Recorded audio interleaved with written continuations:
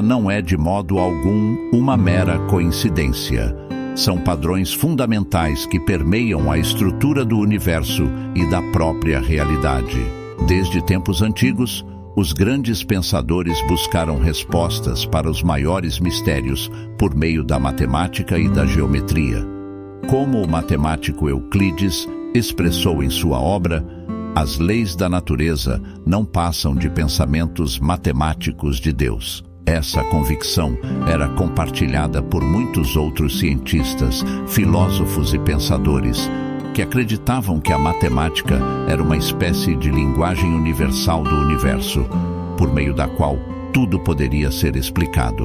Pitágoras, o matemático e filósofo conhecido por seu famoso teorema, foi um dos primeiros a reconhecer a profunda conexão entre a matemática e a realidade metafísica. Ele afirmava: os números regem o universo, e acreditava que o universo era construído com base em princípios matemáticos. Em sua obra Harmonia das Esferas, ele declarou: há geometria no zumbido das cordas, a música no espaçamento das esferas. Em consonância com essa afirmação, o renomado cientista Nikola Tesla proclamou: se você quiser encontrar os segredos do universo, pense em termos de energia, frequência e vibração. Qualquer pessoa que tenha estudado um pouco de teoria musical reconhece que as notas musicais, as melodias e as harmonias são compostas por matemática pura. Mas qual é a relação disso com as formas geométricas? É mais fácil mostrar do que explicar. Imagine um prato de metal vibrando ao ser exposto a um gerador de tons. Conforme a frequência sonora varia, complexos padrões geométricos começam a surgir nos grãos de sal espalhados sobre o prato. Pitágoras, um discípulo de Pitágoras, posteriormente desenvolveu essa ideia em sua teoria das formas. Ele acreditava que o mundo físico era apenas uma sombra de uma realidade superior que governava o reino das formas e dos conceitos abstratos. Essas formas eram eternas e imutáveis, constituindo os verdadeiros objetos do conhecimento. Em seu diálogo Timeu, Platão explicou como as coisas no universo eram manifestadas por meio de formas geométricas. Em suas palavras, o mundo é uma criatura viva, dotada de alma e inteligência, e surgiu de acordo com leis e princípios geométricos.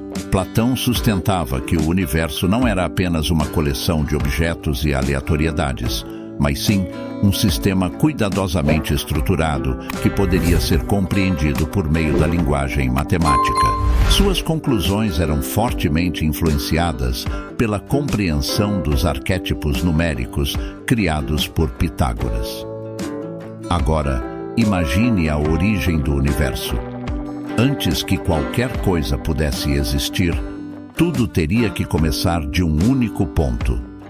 Sim, um ponto. Um ponto que não ocupa espaço, não tem dimensões, é tão minúsculo que não pode ser medido e, no entanto, contém o potencial de tudo o que virá a existir a seguir. Para Pitágoras, esse ponto representava o zero, o não manifestado.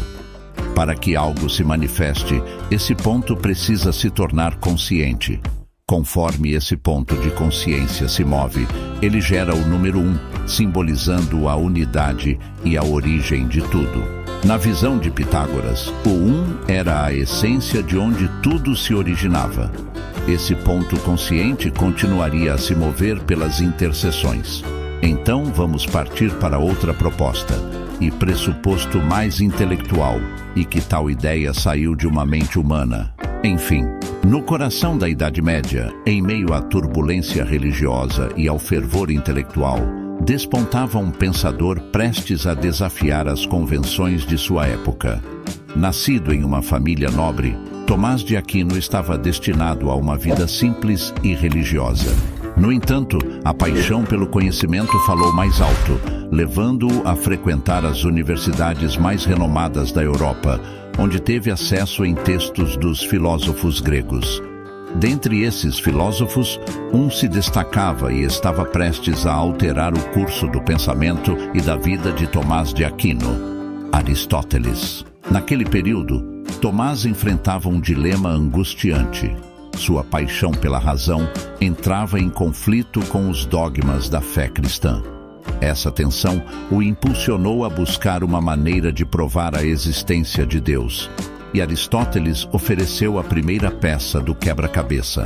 No livro 12 de Metafísica, Aristóteles descreve o motor imóvel, que, em resumo, é a observação da perfeição na natureza e a conclusão lógica de que essa perfeição não poderia ter surgido por mero acaso.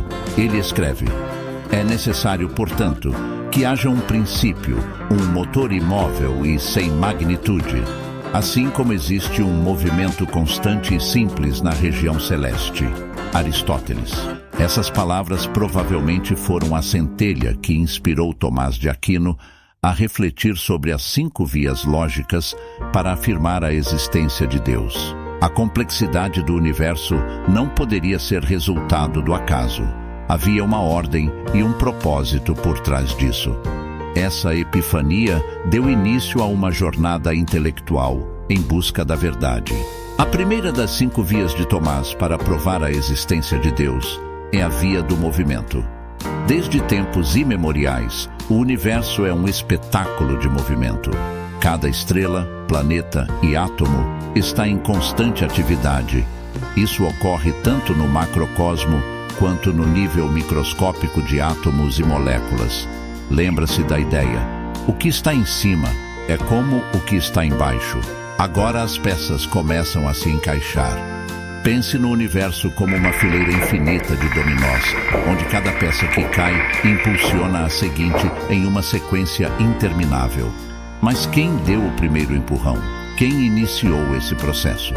Deve haver um primeiro motor, algo ou alguém que deu o impulso inicial, tipo uma partida em seu carro quando você vira a chave da ignição, mas que nunca foi movido. Para Tomás, esse motor de partida era Deus. A primeira via também revelou a segunda, a prova pela causa eficiente. Ela conclui que deve haver uma causa